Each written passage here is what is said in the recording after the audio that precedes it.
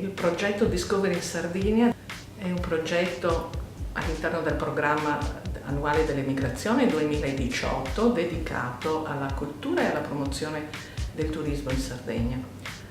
È un progetto preparato e portato avanti direttamente dai nostri giovani che vogliono raccontare la Sardegna così come oggi in tutti i suoi aspetti. Parlano i giovani che sono rimasti in Sardegna e che stanno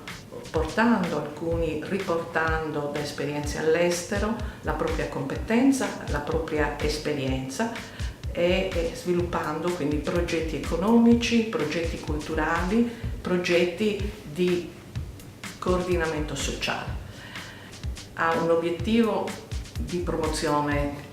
turistica, ma un turismo che non cerca il mare, ma cerca all'interno della Sardegna, cerca la realtà della Sardegna, fuori stagione, in luoghi piccoli che sono i caratteristici della nostra isola, cioè i tanti paesi della Sardegna dell'interno,